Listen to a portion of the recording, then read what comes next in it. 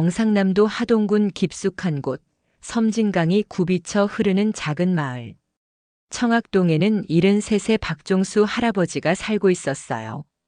종수는 서울에서 30년간 공무원 생활을 마치고 고향으로 돌아온 지 벌써 10년째였습니다. 붉은 기와 지붕의 한옥에서 아내 김순덕과 함께 여생을 보내며 도시의 번잡함을 뒤로하고 자연과 더불어 살아가는 삶에 만족하고 있었어요. 매일 새벽 5시면 어김없이 일어나는 종수의 하루는 마을 뒤편 작은 연못 산책으로 시작됩니다.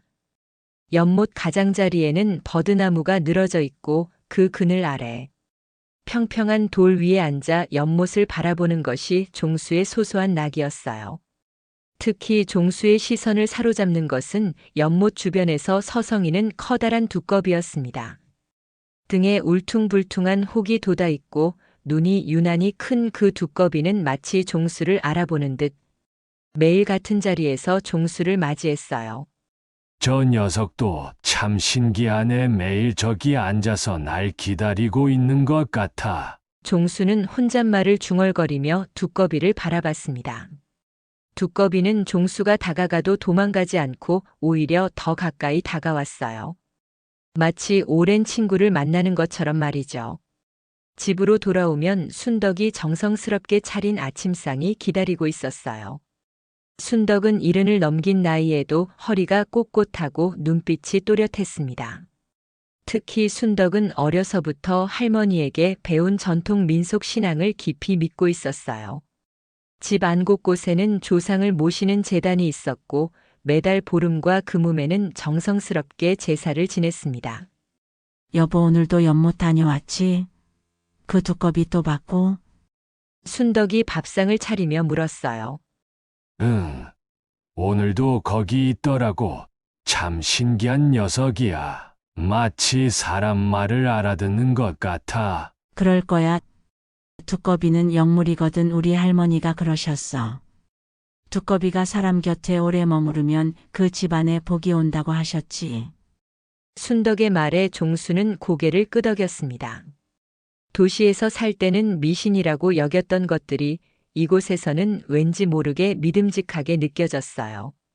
한편 서울에서 대학을 졸업한 26살의 손자 박민호가 한 달 전부터 청학동에 머물고 있었습니다.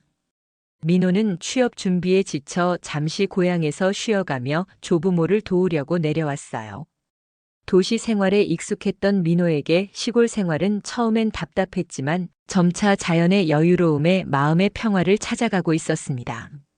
할아버지, 오늘도 연못에 다녀오셨어요? 그래, 민호야. 너도 내일부터 함께 가볼래? 새벽 공기가 정말 좋거든. 네, 좋아요. 요즘 서울 생각도 안 나고 여기가 참 좋네요. 민호는 진심으로 대답했어요. 할아버지의 여유로운 일상이 부러웠고 특히 자연과 교감하는 모습이 인상 깊었습니다. 하지만 최근 청학동 마을에는 묘한 변화의 기운이 감돌고 있었어요. 마을 이장인 최철민은 외지 개발업체와 손을 잡고 마을 일대를 관광지로 개발하려는 계획을 추진하고 있었습니다. 철민은 50대 초반의 야심찬 사업가로 마을의 전통보다는 경제적 이익을 우선시하는 성향이 강했어요. 우리 마을도 이제 변해야 해요. 젊은 사람들이 다 떠나가는데 이대로 있으면 마을이 소멸될 거라고요. 철민은 마을 회관에서 열린 주민회의에서 목소리를 높였습니다. 하지만 이장님, 우리 마을의 정취와 전통도 중요하지 않습니까? 무작정 개발만이 능사는 아니죠. 종수가 조심스럽게 의견을 제시했지만 철민은 코웃음을 쳤어요. 박 어르신, 시대가 변했어요. 감상에만 젖어 있으면 마을이 죽어요. 이런 대립 속에서 마을 주민들도 둘로 나뉘기 시작했습니다. 젊은 층은 개발에 찬성하는 경우가 많았고 나이 든 어르신들은 전통을 지키자는 입장이었어요. 그런 가운데 종수는 매일 아침 연못에서 만나는 두꺼비를 바라보며 이상한 느낌을 받기 시작했습니다. 평소와 달리 두꺼비의 행동이 불안해 보였고 연못 주변의 분위기도 어딘지 모르게 무겁게 느껴졌어요. 어느 날 저녁 종수는 순덕과 함께 평상에 앉아 이야기를 나누고 있었습니다. 여보, 요즘 마을 분위기가 좀 이상하지 않아? 뭔가 불길한 기운이 도는 것 같아. 나도 그런 생각이 들어. 특히 그 두꺼비 말이야. 요즘 들어 행동이 평소와 다르더라고. 순덕은 고개를 끄덕이며 걱정스러운 표정을 지었어요. 두꺼비가 불안해하면 뭔가 좋지 않은 일이 생긴다고 했는데 그때 민호가 다가와 두 사람의 대화에 끼어들었습니다. 할머니, 할아버지 무슨 이야기를 하고 계세요? 아, 민호야.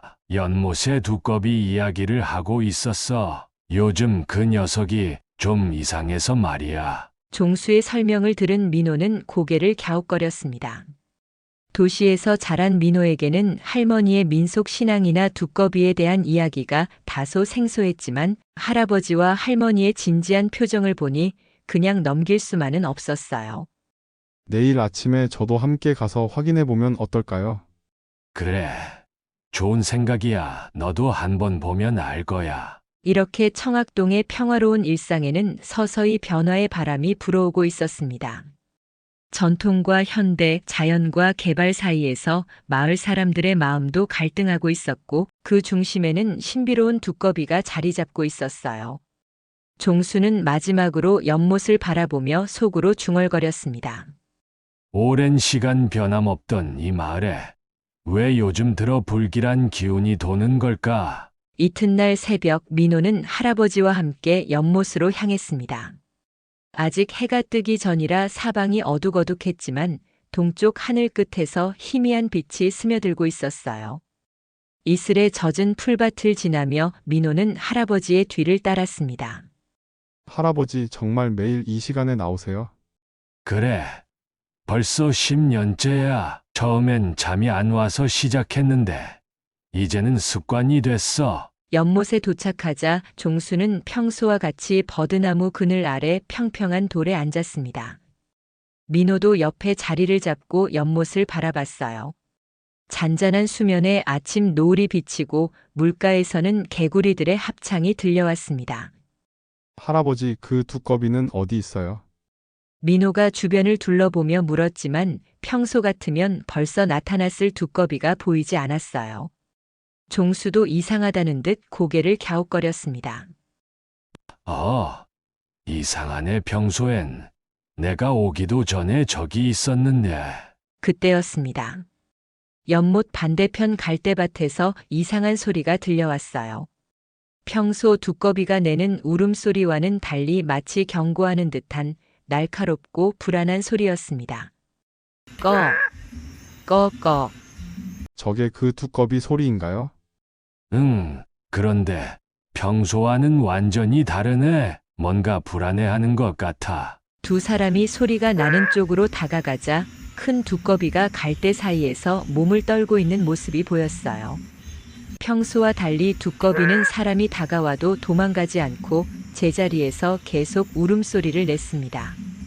할아버지, 저 두꺼비 뭔가 이상해요. 아픈 건 아닐까요? 그런 것 같기도 하고 아니면 뭔가 우리에게 알려주려는 건 아닐까. 종수의 말에 민호는 의아한 표정을 지었지만 두꺼비의 행동이 예사롭지 않다는 것은 느낄 수 있었어요. 집으로 돌아온 후 종수는 순덕에게 아침에 있었던 일을 자세히 이야기했습니다. 순덕은 이야기를 듣더니 표정이 심각해졌어요. 여보, 그거 좋지 않은 징조야.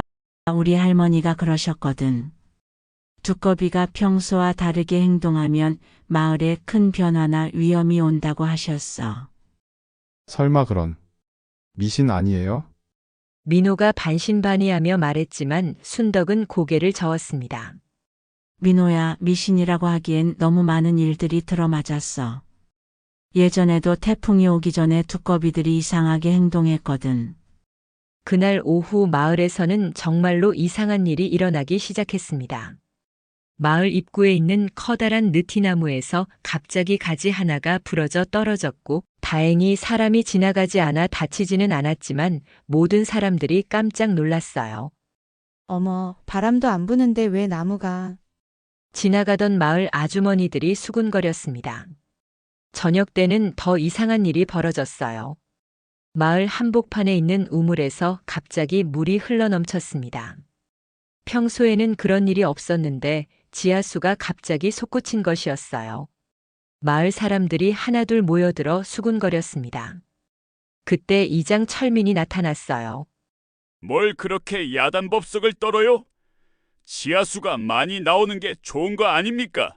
개발할 때 물 문제 걱정 안 해도 되겠네요. 철민은 이런 상황조차 개발에 유리한 조건으로 해석했습니다. 하지만 나이든 마을 사람들의 표정은 밝지 않았어요. 그날 밤 순덕은 잠을 이루지 못하고 뒤척였습니다. 할머니로부터 들었던 옛 이야기들이 자꾸 머릿속에 떠올랐어요. 여보, 잠 안 와? 종수가 깨어나 물었습니다. 응, 자꾸 불안한 생각이 들어서 두꺼비가 우리에게 뭔가를 전하려는 것 같아. 무시하면 큰일 날 것 같은 느낌이야. 그렇게 심각하게 생각할 일인가? 여보는 몰라, 나는 어려서부터 이런 걸 봐왔거든. 자연의 징조를 무시하면 안 돼. 다음 날 아침 더 충격적인 일이 벌어졌습니다. 마을 회관 앞에 설치된 개발 계획 안내판이 밤사이 넘어져 있었던 것이에요.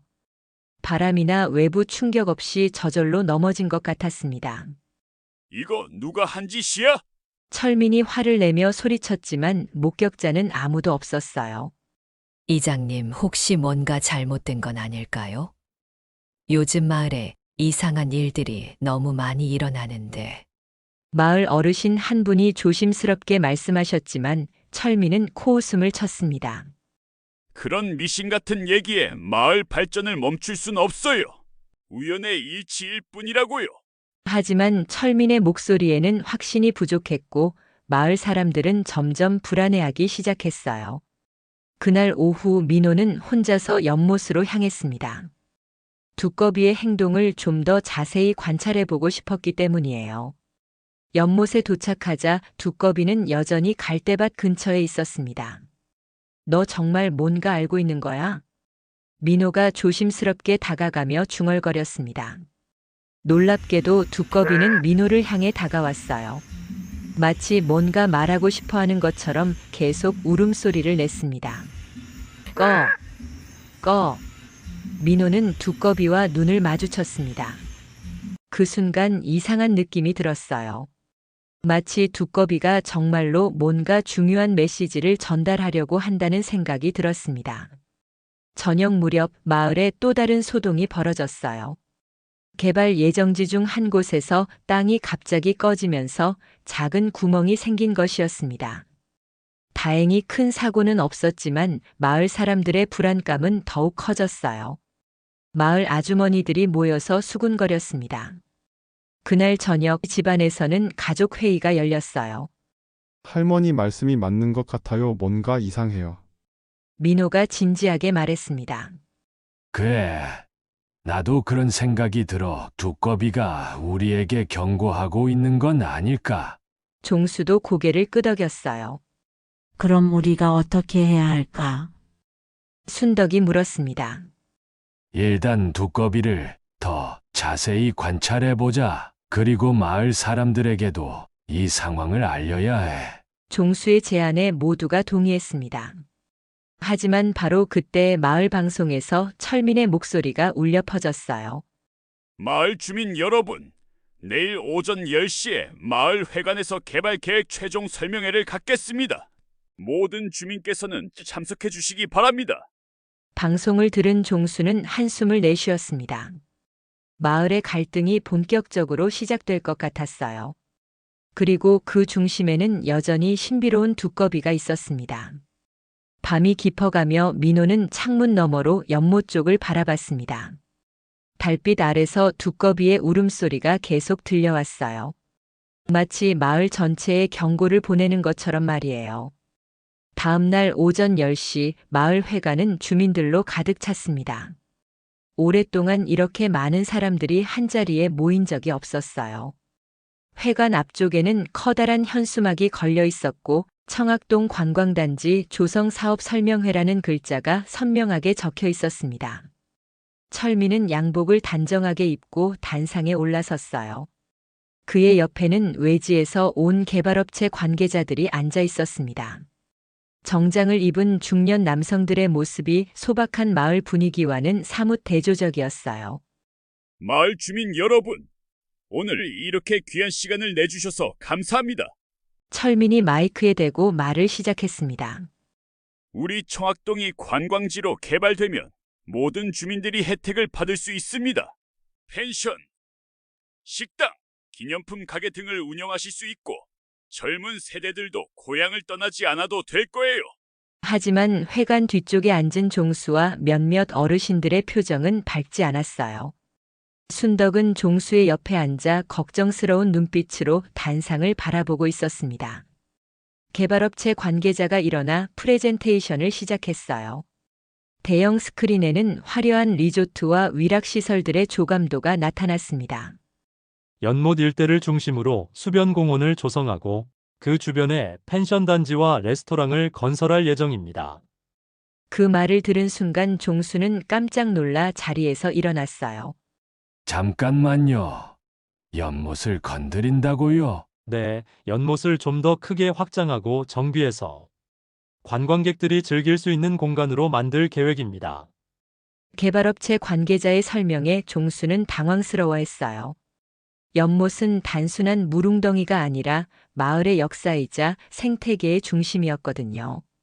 그럼 지금 살고 있는 동물들은 어떻게 되는 겁니까? 두꺼비나 물고기들 말이에요. 순덕이 일어나서 물었습니다. 아, 그런 건 큰 문제가 되지 않습니다. 현대적으로 정비하면서 더 좋은 환경을 만들어 드릴게요. 개발업체 관계자의 대답은 성의 없어 보였어요. 마을 사람들 사이에서 웅성거리는 소리가 들리기 시작했습니다. 그때 마을 뒤편에 앉아있던 민호가 손을 들었어요. 질문이 있습니다. 개발 과정에서 생태계 파괴는 어떻게 방지할 건가요? 그리고 마을 주민들의 의견은 얼마나 반영되나요? 민호의 질문에 철민의 얼굴이 일그러졌어요. 민호 씨, 젊은 사람이 너무 보수적인 생각을 갖고 있네요. 발전을 위해서는 어느 정도 변화가 필요한 법이에요. 하지만 이장님, 마을의 정체성을 잃으면서까지 개발해야 하나요? 민호는 물러서지 않았어요. 할아버지와 함께 연못에서 보낸 시간들이 떠올랐습니다. 그리고 두꺼비와의 이상한 교감도요. 회관 안의 분위기가 점점 달아오르기 시작했어요. 젊은 층 중 일부는 개발에 찬성하는 목소리를 냈지만 나이든 어르신들은 대부분 반대 의견을 표했습니다. 우리가 지금까지 지켜온 것들을 그냥 버릴 순 없어요. 한 할머니가 일어나서 외쳤습니다. 시대가 변했어요. 옛날 방식으로는 더 이상 살아갈 수 없다고요. 젊은 주민 한 명이 반박했어요. 이런 대립 속에서 종수는 천천히 일어났습니다. 회관이 조용해지자 종수가 입을 열었어요. 이장님, 개발 자체를 반대하는 건 아닙니다. 하지만 너무 성급하게 진행하는 것 같아요. 최근 마을에 이상한 일들이 많이 일어나고 있거든요. 무슨 이상한 일 말입니까? 철민이 비웃듯이 물었어요. 연못의 두꺼비가 평소와 다르게 행동하고 느티나무 가지가 갑자기 부러지고 우물에서 물이 넘치고 종수가 말을 잇자 철민은 손을 저으며 말을 끊었습니다. 박 어르신, 그런 우연의 일치를 가지고 개발을 반대하시는 겁니까? 이 시대에 그런 미신을. 미신이 아닙니다. 순덕이 벌떡 일어나서 외쳤어요. 두꺼비는 영물이에요. 마을에 위험이 다가오면 미리 알려주는 거라고요. 우리 조상들이 그렇게 믿어왔어요. 순덕의 말에 회관 안이 웅성거렸어요. 일부는 고개를 끄덕였지만 다른 일부는 코웃음을 쳤습니다. 할머니, 이제 2025년이에요. 그런 말씀. 젊은 주민 하나가 말하려 하자 민호가 벌떡 일어났어요. 잠깐만요. 할머니 말씀이 틀렸다고 어떻게 단정할 수 있어요? 민호의 말에 모든 시선이 집중됐습니다. 저도 며칠 전부터 연못의 두꺼비를 관찰했는데 분명히 평소와 다른 행동을 보이고 있어요. 뭔가 우리에게 신호를 보내고 있는 것 같다고요. 철민이 한숨을 쉬며 말했지만 민호는 계속해서 자신의 생각을 이야기했어요. 과학적으로 생각해봐도 동물들은 인간보다 자연 변화에 민감하잖아요. 지진이 일어나기 전에 동물들이 이상 행동을 보인다는 건 이미 증명된 사실이에요. 민호의 논리적인 설명에 몇몇 사람들이 고개를 끄덕였어요. 그렇다면 우리가 어떻게 해야 한다는 겁니까? 개발업체 관계자가 짜증스러운 목소리로 물었어요. 최소한 좀 더 신중하게 접근해야 한다는 거죠. 생태계 조사도 제대로 하고 주민들의 의견도 충분히 들어보고. 민호가 말하는 사이 회관 밖에서 이상한 소리가 들려왔어요. 꺼, 꺼. 두꺼비의 울음소리였습니다. 하지만 평소보다 훨씬 크고 날카로운 소리였어요. 회관 안의 모든 사람들이 소리가 나는 쪽을 바라봤습니다. 뭐야, 저 소리? 누군가 중얼거렸어요. 그때 회관 문이 열리며 한 아이가 뛰어들어왔어요. 큰일 났어요. 연못에서 물이 계속 솟구쳐 올라와요. 아이의 말에 모든 사람들이 벌떡 일어났습니다. 우르르 회관을 나선 사람들은 연못으로 달려갔어요. 연못에 도착하니 정말로 물이 평소보다 훨씬 높이 솟구쳐 올라오고 있었습니다. 그리고 연못 주변에는 수십 마리의 두꺼비들이 모여 있었어요. 모든 두꺼비들이 일제히 울음소리를 내고 있었습니다. 이게 뭐야? 철민도 당황한 기색을 감추지 못했어요. 종수와 순덕, 민호는 서로 의미심장한 눈빛을 교환했습니다. 분명히 두꺼비들이 뭔가 중요한 메시지를 전달하려고 하고 있었어요. 두꺼비가 우리에게 전하는 신호는 분명히 있어. 우린 그걸 놓치고 있어. 민호가 속으로 중얼거렸습니다. 마을 사람들은 이 광경을 보며 각자 다른 반응을 보였어요. 어떤 이들은 경외감을 느꼈고 어떤 이들은 단순한 자연 현상이라고 치부했습니다. 하지만 분명한 건 마을의 변화의 바람이 불고 있다는 것이었어요. 그날 저녁 민호는 본격적으로 두꺼비와의 교감을 시도하기로 결심했습니다. 할아버지와 할머니의 이야기를 들으며 단순한 미신이 아닐 수도 있다는 생각이 들었거든요. 할아버지, 할머니, 제가 두꺼비와 소통해 보려고 해요. 소통이라니. 종수가 의아해했어요. 두꺼비가 정말로 뭔가 알려주려고 한다면 우리가 그 메시지를 이해할 방법이 있을 거 아니에요? 민호의 진지한 표정을 본 순덕은 고개를 끄덕였어요. 그래, 민호야, 우리 조상들도 자연과 소통하며 살아왔거든. 내가 한번 시도해봐. 하지만 마을의 분위기는 점점 어수선해지고 있었어요. 개발 찬성파와 반대파 사이의 갈등이 깊어지고 있었고 철민은 더욱 강경하게 개발을 추진하려고 했습니다. 그 밤 민호는 혼자서 연못가에 나가 두꺼비들을 관찰했어요. 달빛 아래서 두꺼비들의 눈이 반짝이고 있었습니다. 마치 뭔가 말하고 싶어하는 것처럼 보였어요. 개발 설명회가 끝난 지 일주일이 지났지만 마을의 갈등은 더욱 심화되고 있었습니다. 철민은 반대 의견을 무시하고 개발 공사를 강행하기로 결정했어요. 마을 입구에는 굴삭기와 덤프트럭들이 들어와 있었고 공사 관계자들이 분주하게 움직이고 있었습니다. 이장님, 이렇게 일방적으로 진행하시면 안 되죠. 종수가 공사 현장으로 달려가서 철민을 붙잡고 항의했어요. 박 어르신, 이미 결정된 일이에요. 마을 발전을 위해서는 어쩔 수 없습니다. 철민은 냉정하게 대답했지만 그의 눈빛에는 초조함이 엿보였어요. 사실 철민에게는 마을 사람들이 모르는 개인적인 사정이 있었습니다. 개발업체로부터 상당한 액수의 커미션을 약속받았고 자신의 사업 실패로 인한 빚을 갚기 위해서는 이 프로젝트가 반드시 성공해야 했거든요. 한편 민호는 매일 밤 연못가에서 두꺼비들을 관찰하며 그들과의 교감을 시도하고 있었어요.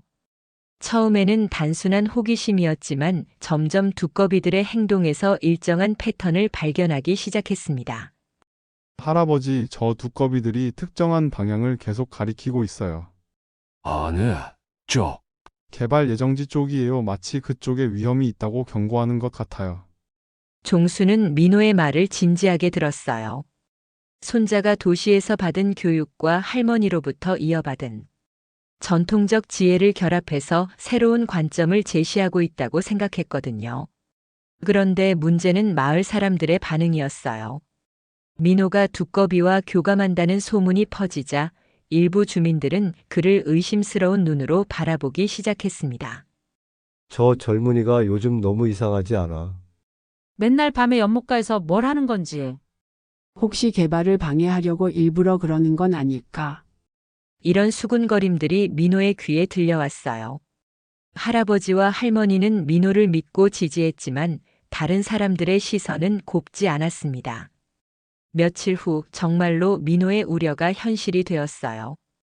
개발 현장에서 굴삭기가 땅을 파던 중 갑자기 집안이 무너지면서 큰 구덩이가 생긴 것이었습니다.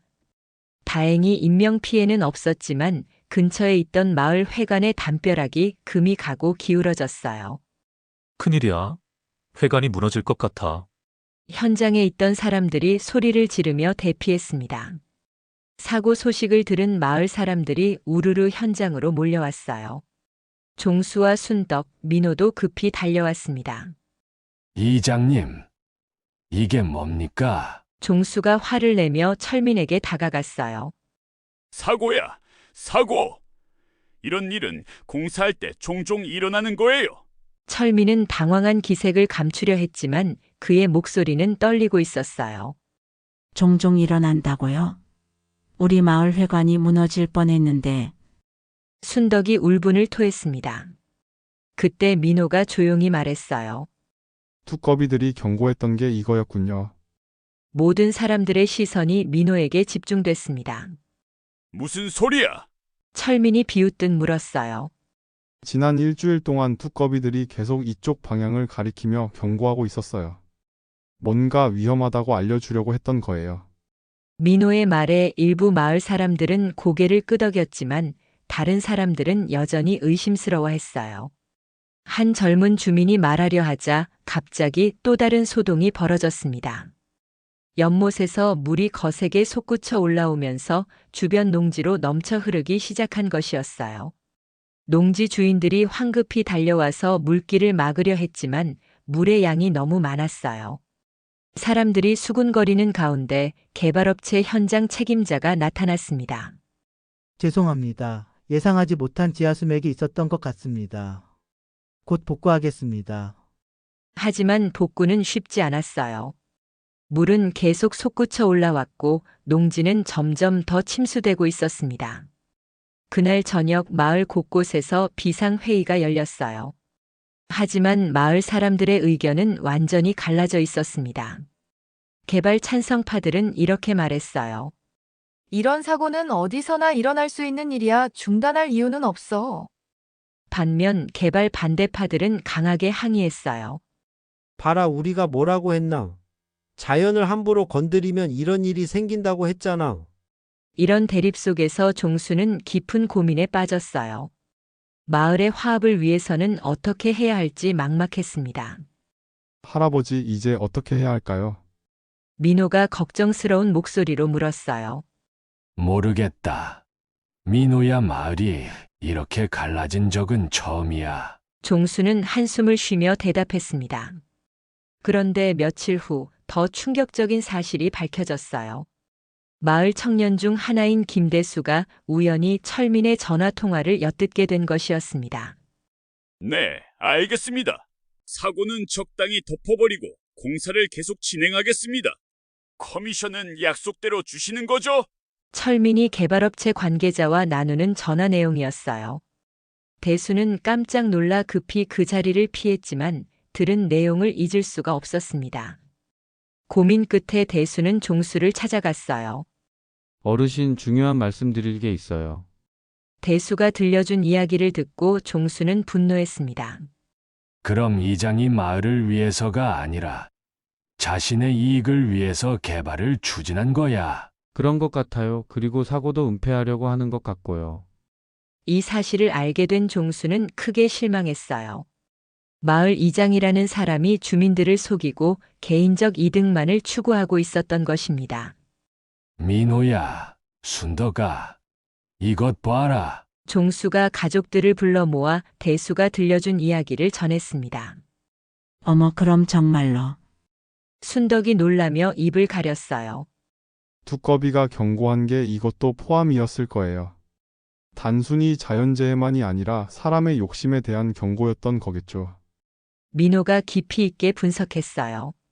하지만 이 정보를 어떻게 활용해야 할지는 쉽지 않았어요. 증거도 부족했고 철민의 권력도 만만치 않았거든요. 그런 가운데 종수와 민호 사이에도 미묘한 갈등이 생기기 시작했어요. 할아버지, 이제 적극적으로 나서야 해요. 마을 사람들에게 진실을 알려야 한다고요. 민호야, 섣불리 움직이면 안 돼. 확실한 증거가 있어야지. 하지만 그 사이에 더 큰 피해가 생길 수도 있어요. 너무 성급하면 오히려 역효과가 날 수 있어. 두 사람의 의견 차이는 생각보다 컸어요. 종수는 신중한 접근을 원했고 민호는 즉각적인 행동을 주장했습니다. 이런 가족 내부의 갈등까지 겹치면서 상황은 더욱 복잡해졌어요. 마을의 분열, 개발로 인한 환경 파괴, 그리고 이장의 배신까지 모든 것이 얽혀 있었습니다. 그날 밤 종수는 홀로 연못가에 나가 두꺼비들을 바라봤어요. 우리가 이길 수 있을까? 우리 모두가 잃을지도 몰라. 종수의 마음은 무거웠습니다. 평생 살아온 마을이 이렇게 망가져가는 것을 보는 것은 너무나 괴로웠어요. 그리고 손자와의 의견 차이도 마음을 아프게 했습니다. 두꺼비들은 여전히 연못가에서 울음소리를 내고 있었어요. 마치 종수의 마음을 위로하는 것 같기도 하고 계속해서 경고하는 것 같기도 했습니다. 마을의 위기는 점점 깊어가고 있었고 진정한 시험의 시간이 다가오고 있었어요. 열흘이 지난 어느 새벽 마을에 큰 변화가 일어났습니다. 민호가 평소처럼 연못가에서 두꺼비들을 관찰하고 있을 때 놀라운 일이 벌어진 것이었어요. 이상의 두꺼비들이 모두 한 방향으로 움직이고 있어. 민호는 두꺼비들의 행동을 주의 깊게 관찰했습니다. 수십 마리의 두꺼비들이 마치 무엇인가에 이끌리듯 연못을 떠나 마을 회관 쪽으로 이동하고 있었어요. 민호는 급히 두꺼비들을 따라갔습니다. 두꺼비들은 회관을 지나 개발 현장으로 향했어요. 그리고 며칠 전 집안이 무너졌던 바로 그 지점에서 멈춰 섰습니다. 그런데 그때 땅속에서 이상한 소리가 들려왔어요. 우르르르. 마치 땅이 울리는 듯한 저음이었습니다. 민호는 깜짝 놀라 뒤로 물러났어요. 큰일이에요. 할아버지. 민호는 급히 집으로 달려가 종수를 깨웠습니다. 할아버지, 빨리 일어나세요. 개발 현장에서 이상한 일이. 종수와 순덕은 잠옷 차림으로 민호를 따라 현장으로 향했어요. 도착해보니 정말로 땅이 계속 흔들리고 있었습니다. 이게 뭐야? 종수가 당황스러워하는 사이 땅속에서 물이 세차게 솟구쳐 올라왔어요. 하지만 이번에는 맑은 물이 아니었습니다. 진흙과 돌들이 섞인 탁한 물이 분수처럼 솟아올랐어요. 위험해. 피해. 종수가 소리치며 가족들을 뒤로 밀어냈습니다. 그때 마을 곳곳에서 사람들이 달려왔어요. 큰 소리를 듣고 깨어난 주민들이었습니다. 철민도 허둥지둥 달려왔어요. 이게 뭐 하는 짓이야? 철민이 화를 내며 소리쳤지만 자연 현상 앞에서는 무력할 뿐이었어요. 그런데 더 놀라운 일이 벌어졌습니다. 물이 솟구치던 곳 주변의 땅이 계속 가라앉기 시작한 것이었어요. 싱크홀이야? 싱크홀이 생기고 있어? 누군가 소리쳤습니다. 정말로 지름 몇 미터의 큰 구멍이 생기면서 주변 땅들이 무너져 내리고 있었어요. 다행히 사람들은 안전한 거리에 있었지만 개발을 위해 쌓아둔 자재들과 장비 일부가 구멍 속으로 빨려 들어갔습니다. 개발업체 현장 책임자가 망연자실한 표정으로 중얼거렸어요. 민호는 두꺼비들의 행동을 다시 관찰했습니다. 놀랍게도 두꺼비들은 위험한 지역에서 안전한 곳으로 사람들을 유도하는 것처럼 움직이고 있었어요. 할아버지, 보세요. 두꺼비들이 우리를 안전한 곳으로 이끌고 있어요. 종수도 이제야 두꺼비들의 행동 패턴을 이해하기 시작했어요. 정말이네, 저 아이들이 우리를 보호하려고 하는구나. 그때 철민이 다가와서 소리쳤습니다. 이건 여러분들이 꾸민 일이죠.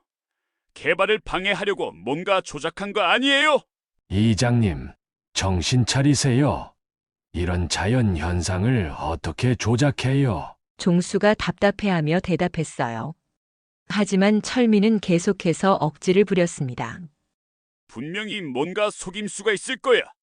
이 정도로 개발을 막을 수는 없어. 철민의 말에 마을 사람들이 웅성거리기 시작했어요. 그런데 바로 그때 대수가 앞으로 나섰습니다. 이장님, 이제 그만하세요. 대수의 큰 목소리에 모든 사람들이 조용해졌어요. 여러분, 제가 며칠 전에 우연히 들은 이야기가 있어요. 대수는 철민이 개발업체와 나눈 전화 통화 내용을 모든 사람들 앞에서 폭로했습니다. 이장님이 개발업체로부터 거액의 커미션을 받기로 했고 사고도 은폐하려고 했다는 걸 제가 직접 들었어요. 대수의 폭로에 마을 사람들이 술렁였어요. 뭐라고? 그럼 우리를 속인 거야. 사람들의 따가운 시선이 철민에게 집중됐습니다. 아니야. 그건 철민이 변명하려 했지만 이미 늦었어요. 마을 사람들의 신뢰를 완전히 잃어버린 것이었습니다.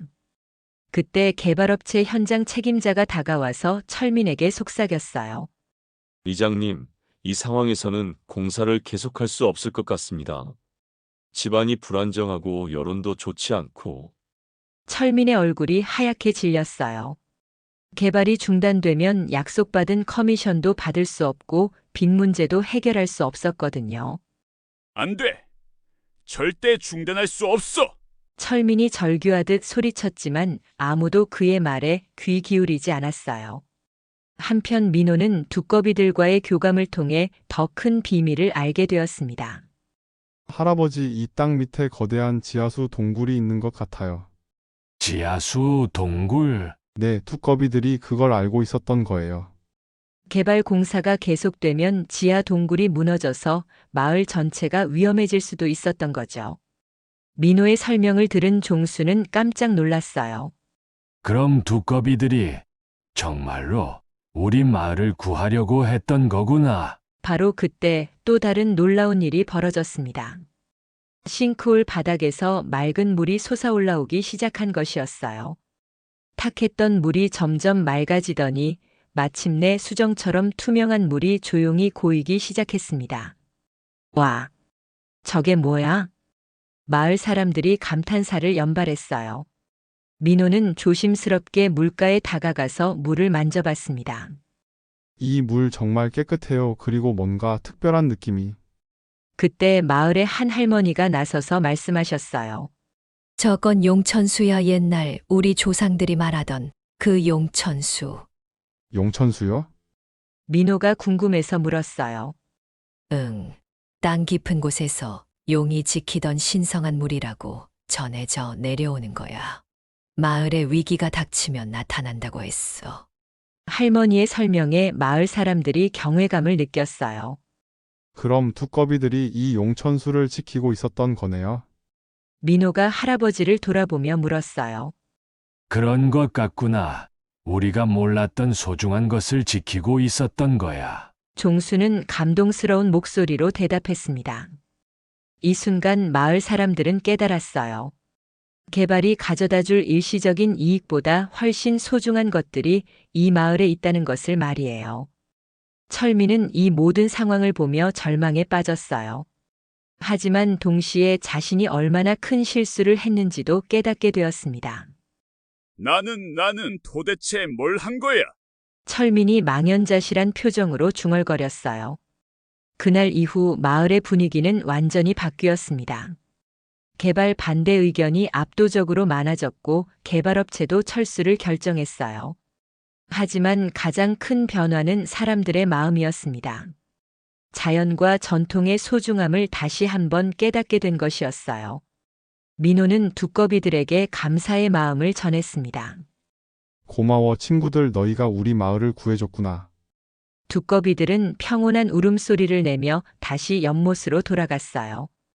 마치 임무를 완수했다는 듯이 말이에요. 용천수가 나타난 지 사흘이 지났습니다. 마을은 완전히 다른 분위기가 되었어요. 개발업체는 철수했고 공사 장비들도 모두 치워졌습니다. 하지만 가장 큰 변화는 사람들의 마음이었어요. 철민은 며칠 동안 집에 틀어박혀 있었습니다. 마을 사람들 앞에 얼굴을 내밀기가 부끄러웠거든요. 그의 아내 영숙도 남편의 행동에 실망하여 친정에 가 있는 상황이었어요. 여보, 언제까지 이렇게 있을 거야? 영숙이 전화로 말했지만 철민은 대답할 말이 없었습니다. 그런 철민을 찾아온 사람이 있었어요. 바로 종수였습니다. 철민아, 나야 문 좀 열어봐. 종수의 목소리를 듣고 철민은 더욱 움츠러들었어요. 박 어르신, 저는 면목이 없어서. 뭔 소리야, 문 열고 얘기하자. 결국 철민은 문을 열었어요. 종수는 술 한 병을 들고 와 있었습니다. 자, 마시면서 얘기하자. 두 사람은 조용히 술을 마시며 앉아 있었어요. 한참 후에 철민이 입을 열었습니다. 어르신, 정말 죄송합니다. 제가 너무 욕심을 부렸어요. 무슨 일이 있었던 거야? 내가 원래 그런 사람은 아니잖아. 종수의 따뜻한 말에 철민은 그동안 숨겨왔던 이야기를 털어놓았어요. 사실은 사업에 실패해서 빚이 많아요. 집도 담보로 잡혀 있고 아이들 학비도 제대로 못 내고 있는 상황이에요. 철민의 고백을 들은 종수는 놀랐어요. 그런 사정이 있었구나. 왜 진작 말하지 않았어? 부끄러워서 이장이라는 사람이 그런 신세가 되었다는 게 창피해서요. 종수는 철민의 어깨를 토닥여 주었어요. 바보야. 그런 걸로 사람을 판단하나? 어려울 때 서로 도와주는 게 마을 사람들 아니야. 잘못은 잘못이지 하지만 진심으로 반성하고 있으니까 기회는 있는 거야. 종수의 말에 철민은 눈시울이 붉어졌어요. 한편 민호는 용천수 주변을 정리하며 마을의 새로운 미래를 구상하고 있었어요. 할머니 순덕과 함께 용천수 주변에 작은 정자를 만들고 안내판을 세우는 작업을 하고 있었습니다. 할머니, 이 용천수를 어떻게 활용하면 좋을까요? 개발은 안 되지만 마을 사람들이 쉬어갈 수 있는 작은 공간 정도는 만들어도 되지 않을까? 순덕의 제안에 민호는 고개를 끄덕였어요. 좋은 생각이에요. 자연을 훼손하지 않으면서도 의미 있는 공간을 만들 수 있겠네요. 그때 마을의 젊은 사람들이 하나둘 모여들기 시작했어요. 대수를 비롯해서 몇몇 청년들이 민호의 작업을 돕겠다고 나선 것이었습니다. 민호 형, 우리도 도와줄게요. 용천수가 나타난 이후로 마을이 완전히 달라진 것 같아요. 뭔가 신성한 느낌이 들어요. 젊은이들의 참여로 작업이 빨라졌어요. 며칠 후 용천수 주변에는 작고 아늑한 쉼터가 조성되었습니다. 그런데 더 놀라운 일이 일어났어요.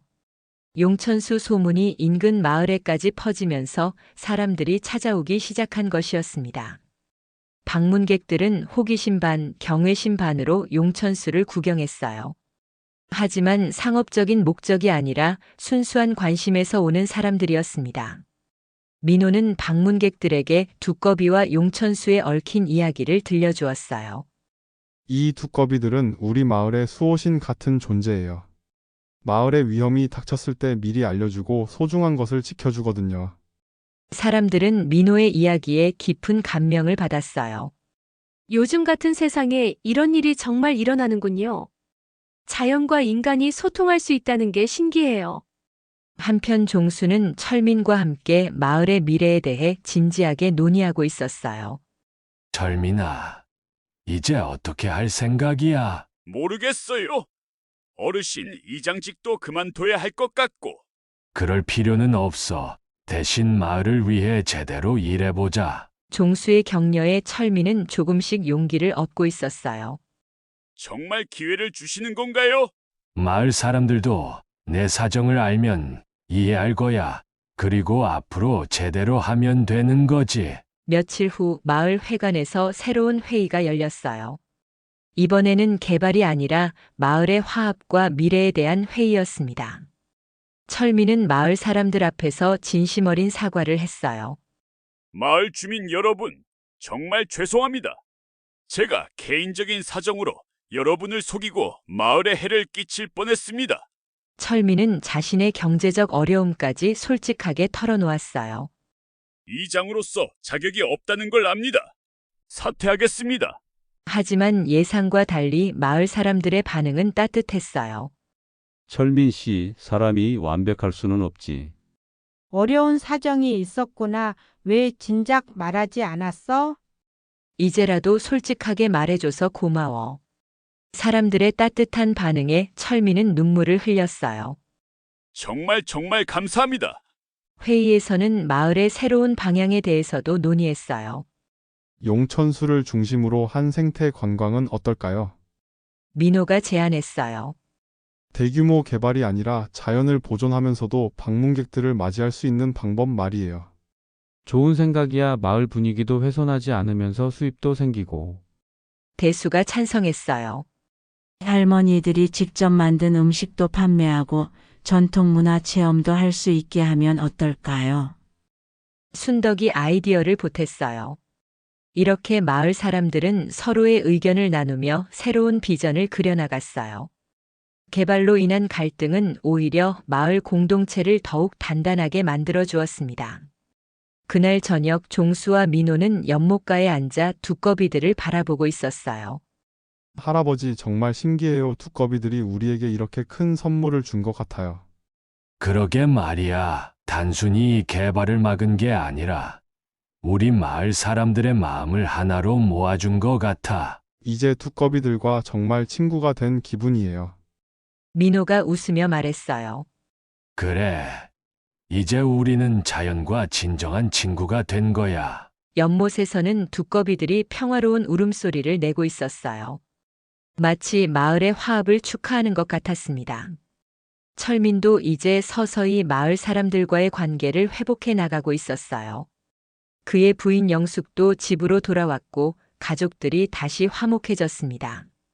한 달이 지나자 청학동은 완전히 새로운 모습으로 변해 있었습니다. 용천수를 중심으로 한 작은 생태공원이 조성되었고 주말이면 도시에서 온 방문객들로 북적였어요. 하지만 이전의 대규모 개발과는 전혀 다른 방식이었습니다. 민호는 마을의 생태 해설사 역할을 맡게 되었어요. 방문객들에게 두꺼비의 생태와 용천수의 의미를 설명하는 일이었습니다. 여러분, 저기 보이는 두꺼비들은 우리 마을의 특별한 친구들이에요. 이들이 어떻게 마을을 구했는지 이야기해 드릴게요. 민호의 생생한 설명에 방문객들은 큰 관심을 보였어요. 특히 아이들은 두꺼비 이야기를 들으며 눈을 반짝였습니다. 아저씨, 정말 두꺼비가 말을 할 수 있어요? 한 초등학생이 호기심 가득한 눈으로 물었어요. 직접 말을 하지는 않지만 행동으로 우리에게 메시지를 전달해 주죠. 자연을 잘 관찰하면 많은 것을 배울 수 있어요. 민호는 아이들의 눈높이에 맞춰 설명했습니다. 한편 순덕은 마을 어머니들과 함께 청학동 전통 음식 체험관을 운영하고 있었어요. 방문객들이 직접 전통 떡을 만들고 된장찌개를 끓여보는 프로그램이었습니다. 도시에서는 이런 음식을 먹어볼 기회가 없어서 너무 좋아요. 한 젊은 엄마가 아이와 함께 떡을 만들며 말했어요. 이런 반응들을 보며 순덕은 뿌듯함을 느꼈어요. 우리가 당연하게 생각했던 것들이 이렇게 소중한 거였구나. 하지만 모든 일이 순조롭기만 한 것은 아니었어요. 방문객이 늘어나면서 새로운 문제들이 생겨나기 시작했습니다. 어느 주말 평소보다 많은 사람들이 몰려왔어요. 그런데 일부 방문객들이 용천수에서 물을 떠가려고 하는 일이 발생했습니다. 한 중년 남성이 큰 통을 들고 와서 물을 떠가려고 했어요. 죄송하지만 용천수는 함부로 가져가시면 안 됩니다. 민호가 정중하게 말렸지만 그 남성은 불쾌해했어요. 뭐가 문제예요? 그냥 물 아닌가요? 이 물은 마을의 신성한 상징이에요. 상업적으로 이용하거나 함부로 가져가시면. 에이, 너무 예민하게 굴지 마세요. 결국 그 남성은 물을 가져가지 못한 채 불만을 표하며 돌아갔어요. 이런 일이 몇 번 반복되자 마을 사람들 사이에서 걱정의 목소리가 나오기 시작했어요. 이래서는 안 되겠어.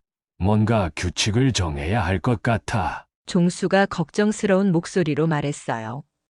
그리고 사람들이 너무 많이 오면 두꺼비들한테도 스트레스가 될 텐데. 순덕도 우려를 표했습니다. 실제로 두꺼비들의 행동에 변화가 보이기 시작했어요. 사람들이 많이 오는 낮 시간에는 연못 깊숙한 곳으로 숨어 있고 밤에만 나타나는 경우가 많아졌습니다. 민호는 이런 상황을 심각하게 받아들였어요. 할아버지, 우리가 뭔가 잘못하고 있는 게 아닐까요? 어떤 면에서? 두꺼비들이 우리를 도와줬는데 우리는 그들에게 스트레스를 주고 있는 것 같아요. 종수도 민호의 말에 공감했어요. 그래, 뭔가 균형을 맞춰야 할 것 같구나. 이 문제를 해결하기 위해 마을 회의가 다시 열렸어요. 이번에는 철민이 적극적으로 나섰습니다. 철민은 그동안 관찰한 문제점들을 정리해서 발표했어요. 철민의 지적에 마을 사람들이 고개를 끄덕였어요. 어떻게 해야 할지 한 주민이 물었습니다. 제 생각에는 지속 가능한 관광의 개념을 도입해야 할 것 같습니다. 민호가 발언했어요. 하루 방문객 수를 제한하고 사전 예약제로 운영하는 거예요. 그리고 용천수는 관람만 가능하고 채취는 절대 금지하는 걸로요. 좋은 생각이야. 그리고 수익의 일부는 두꺼비 서식지 보호에 쓰면 어떨까? 대수가 아이디어를 추가했어요. 이렇게 마을 사람들은 새로운 운영 방식을 만들어 나갔어요. 하지만 이런 변화를 반대하는 목소리도 있었습니다. 손님을 제한하면 수입이 줄어들 텐데. 일부 상인들이 걱정했어요. 하지만 장기적으로 봤을 때는 더 좋을 거예요. 무분별한 관광으로 자연이 훼손되면 결국 아무도 오지 않을 테니까요. 민호가 설득했습니다. 며칠 후 새로운 운영 방식이 시작되었어요. 하루 방문객을 50명으로 제한하고 반드시 예약을 해야만 입장할 수 있게 했습니다. 그리고 민호가 직접 인솔하는 생태 투어만 허용했어요. 처음에는 일부 방문객들이 불편해했지만 시간이 지나면서 오히려 더 깊이 있는 체험을 할 수 있다며 만족도가 높아졌어요. 이렇게 소수로 와서 자세한 설명을 들으니까 훨씬 의미 있네요. 아이가 두꺼비를 직접 관찰할 수 있어서 너무 좋아해요. 한편 두꺼비들도 서서히 예전의 모습을 되찾아가고 있었어요. 민호는 매일 두꺼비들의 상태를 체크했습니다. 다행히 스트레스가 줄어든 것 같아요. 다시 활발하게 움직이고 있어요. 그런데 어느 날 새로운 발견이 있었어요. 용천수 근처에서 작은 올챙이들이 발견된 것이었습니다. 와, 두꺼비들이 번식하기 시작했어요. 민호는 기뻤어요. 이는 두꺼비들이 이곳을 안전한 서식지로 인식하고 있다는 증거였거든요. 정말 다행이다. 우리가 제대로 하고 있는 것 같아. 종수도 안도의 표정을 지었어요. 이런 성과에 힘입어 청학동의 명성은 더욱 높아졌어요. 환경단체에서도 관심을 보이기 시작했고 대학교 생물학과 학생들이 연구차 찾아오기도 했습니다. 이런 관심 덕분에 청학동은 지속 가능한 생태관광 마을로 인정받게 되었어요. 정부에서도 지원금을 제공하겠다고 나섰습니다. 하지만 철민은 조심스러운 태도를 보였어요. 결국 마을 사람들은 정부 지원을 받되 절대 상업화하지 않겠다는 조건을 명확히 했어요. 지원금은 오직 생태계 보호와 교육 프로그램 운영에만 사용하기로 했습니다. 그해 가을 청학동에는 또 다른 변화가 찾아왔어요. 도시에서 살던 젊은 부부가 아이와 함께 이사를 온 것이었습니다. 새로운 주민의 등장에 마을 사람들은 기뻤어요. 젊은 인구가 늘어나는 것은 마을에게 활력을 가져다주는 일이었거든요. 환영해요. 우리 마을에 와주셔서 고마워요. 순덕이 따뜻하게 맞아주었어요. 이렇게 청학동은 점차 활기를 되찾아가고 있었어요. 하지만 아직 해결해야 할 과제들이 남아 있었습니다. 계절이 바뀌어 겨울이 찾아왔습니다. 청학동에는 첫눈이 내리고 있었어요. 하얀 눈으로 덮인 마을은 더욱 아름답고 평화로워 보였습니다. 민호는 두툼한 옷을 입고 연못가로 나갔어요. 겨울이 되면서 두꺼비들은 겨울잠에 들어갔지만 용천수는 여전히 맑은 물을 내뿜고 있었습니다. 신기하네, 이렇게 추운데도 얼지 않아. 민호가 감탄하며 용천수를 바라보고 있을 때 뒤에서 발걸음 소리가 들렸어요. 민호야. 돌아보니 할아버지 종수였습니다. 할아버지, 이렇게 추운데 왜 나오셨어요? 너를 찾으러 나왔지. 좋은 소식이 있어. 종수는 환한 미소를 짓고 있었어요. 무슨 소식이요? 환경부에서 우리 마을을 생태보존 모범마을로 선정했다는 연락이 왔어. 그리고 내년부터 정식으로 생태관광 코스에 포함된다고 해. 민호는 깜짝 놀랐어요. 정말요? 그럼 더 많은 사람들이 우리 마을에 관심을 가지게 되겠네요. 그래. 하지만 우리가 지금까지 해온 것처럼 신중하게 관리해야 해. 두 사람은 눈 내리는 연못가에서 마을의 미래에 대해 이야기를 나눴어요. 할아버지, 1년 전만 해도 이런 일이 일어날 거라고 상상이나 했겠어요? 하하. 그때는 마을이 망할까봐 걱정이었는데 정말 세상 일은 모르는 거구나. 그때 마을 회관에서 종소리가 울렸어요. 마을 회의가 있다는 신호였습니다. 가보자.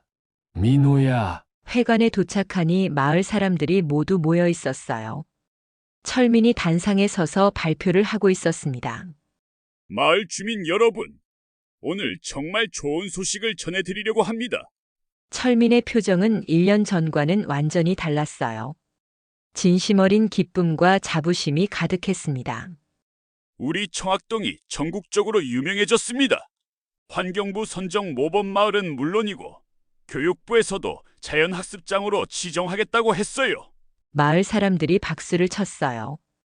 그리고 더 중요한 것은 우리 마을의 수입이 크게 늘었다는 점입니다. 하지만 그 돈은 개인이 독차지하는 게 아니라 마을 공동기금으로 관리하고 있어요. 철민의 말에 모든 사람들이 고개를 끄덕였어요. 1년 전에 갈등을 겪으며 모두가 배운 교훈이었습니다.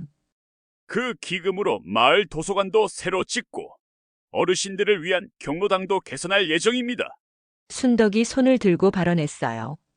이장님, 제안이 있어요. 두꺼비 보호를 위한 기금도 따로 만들면 어떨까요? 좋은 생각이에요. 우리 마을의 수호신들을 더 잘 보살펴 드려야죠. 철민이 즉시 찬성했습니다. 그때 새로 이사온 김민수 씨가 손을 들었어요. 저희 가족도 뭔가 기여하고 싶어요. 제가 IT 전문가인데 마을 홍보 홈페이지를 만들어 드릴게요. 오, 그럼 온라인 예약 시스템도 만들 수 있겠네요. 민호가 기뻐하며 말했어요. 이렇게 마을 사람들은 각자의 재능을 나누며 더 나은 청학동을 만들어 나가고 있었어요. 회의가 끝난 후 종수와 철민은 따로 이야기를 나눴어요. 철민아, 정말 많이 변했구나. 어르신 덕분이에요. 그때 저를 포기하지 않고 기회를 주셔서. 철민의 눈시울이 붉어졌어요. 사람은 실수를 통해 성장하는 거야. 중요한 건 그 실수에서 배우는 거지. 네, 이제 정말 마을을 위해서만 일하겠습니다. 그날 저녁 민호는 가족들과 함께 따뜻한 저녁을 먹으며 1년간의 일들을 돌아봤어요. 할아버지, 할머니, 정말 신기한 1년이었어요. 그러게 말이야, 누가 상상이나 했겠어. 두꺼비가 우리 마을을 구할 줄을. 순덕이 웃으며 말했어요. 하지만 가장 큰 변화는 사람들의 마음이었던 것 같아요. 민호가 진지하게 말했어요. 개발이냐 보존이냐로 싸웠던 우리가 이제는 모두 하나가 되었잖아요. 맞아. 그게 가장 소중한 거야. 종수가 고개를 끄덕였어요. 며칠 후 청학동에 특별한 손님이 찾아왔어요. 환경부 장관이 직접 마을을 방문한 것이었습니다. 장관은 용천수를 보며 감탄했어요.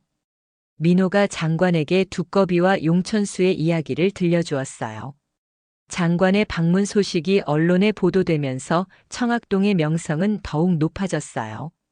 하지만 마을 사람들은 여전히 겸손한 마음을 잃지 않았습니다. 우리가 대단한 걸 한 게 아니야. 그냥 자연의 소리에 귀 기울였을 뿐이지. 종수가 인터뷰에서 말했어요. 겨울이 깊어갈 무렵 민호는 놀라운 발견을 했어요. 연못 근처에서 새로운 동물들이 발견된 것이었습니다. 할아버지, 너구리가 나타났어요. 너구리? 네, 그리고 고라니도 봤어요. 생태계가 더 풍부해지고 있는 것 같아요. 정말로 청학동의 자연 환경이 개선되면서 다양한 동물들이 찾아오고 있었어요. 그해 연말 마을에서는 특별한 행사가 열렸어요. 청학동 화합축제였습니다. 철민이 축제 개막사를 했어요. 이 모든 것이 가능했던 것은 두꺼비들이 우리에게 준 지혜 덕분입니다. 축제에는 마을 사람들뿐만 아니라 그동안 청학동을 방문했던 사람들도 많이 찾아왔어요. 축제의 하이라이트는 민호의 특별 발표였어요. 저는 올해 대학원에 진학해서 생태학을 전공하기로 했습니다. 민호의 발표에 마을 사람들이 박수를 쳤어요. 그리고 졸업 후에는 다시 이곳으로 돌아와서 청학동의 생태 보존을 위해 일하겠습니다. 잘했어. 민호야. 종수가 자랑스러워하며 손자를 바라봤어요. 축제가 끝난 후 가족들은 집에서 조용한 시간을 보냈어요. 민호야, 정말 자랑스럽다. 순덕이 손자의 손을 잡으며 말했어요. 할머니, 저도 할머니께 많이 배웠어요. 전통의 지혜가 얼마나 소중한지. 그래, 옛것과 새것이 조화를 이뤄야 하는 거야. 그때 창밖에서 이상한 소리가 들렸어요. 꺼. 겨울인데 두꺼비 소리가? 민호가 궁금해서 밖으로 나가봤어요. 놀랍게도 한 마리 두꺼비가 현관 앞에 있었습니다. 안녕 친구야, 추운데 왜 나왔어? 민호가 다가가자 두꺼비는 특별한 행동을 보였어요. 마치 감사의 인사를 하는 것처럼 민호를 바라보며 울음소리를 냈습니다. 고마워, 너희들 덕분에 우리 마을이 이렇게 행복해졌어. 민호가 말하자 두꺼비는 만족스러운 듯 연못 쪽으로 돌아갔어요. 그 순간 민호는 깨달았어요. 자연과 인간이 진정으로 소통할 수 있다는 것을, 서로를 존중하고 배려할 때 더 큰 행복이 찾아온다는 것을 말이에요. 새해가 밝았고 청학동은 새로운 한 해를 맞이했습니다. 마을 사람들은 각자의 자리에서 최선을 다하며 살아가고 있었어요. 종수는 마을 어르신들의 지혜를 젊은 세대에게 전하는 일을 하고 있었고, 순덕은 전통 문화 보존에 힘쓰고 있었어요. 철민은 진정으로 마을을 위하는 이장이 되었고, 민호는 대학에서 열심히 공부하며 미래를 준비하고 있었습니다. 그리고 두꺼비들은 여전히 연못에서 평화롭게 살아가며 청학동의 수호신 역할을 하고 있었어요. 어느 따뜻한 봄날, 민호가 방학을 맞아 집에 돌아왔어요. 연못가에 나가보니 작년보다 더 많은 두꺼비들이 있었습니다. 와, 정말 많아졌네. 그때 할아버지 종수가 나타났어요. 민호야. 이제 정말 확신을 가져도 될 것 같아. 뭘요? 우리가 올바른 길을 가고 있다는 거야. 자연도 우리를 인정해주고 있잖아. 정말로 청학동은 이제 자연과 인간이 완벽한 조화를 이루며 살아가는 마을이 되었어요. 개발과 보존의 갈등, 전통과 현대의 충돌을 겪으며 더욱 단단해진 공동체였습니다. 할아버지, 앞으로 우리 마을은 어떻게 될까요? 글쎄, 그건 우리가 만들어가는 거 아닐까. 하지만 분명한 건 지금처럼 서로를 존중하고 자연을 아끼면서 살아간다면 더 아름다운 미래가 기다리고 있을 거야. 연못에서는 두꺼비들이 평화로운 울음소리를 내고 있었어요. 마치 청학동의 밝은 미래를 축복하는 것 같았습니다. 청학동의 이야기는 여기서 끝나지 않습니다. 매일매일 새로운 이야기가 만들어지고 있어요. 자연과 인간이 서로를 이해하고 존중하며 만들어가는 아름다운 이야기들이 말이에요. 그리고 그 중심에는 언제나 지혜로운 두꺼비들이 있었습니다. 청학동의 영원한 수호신으로서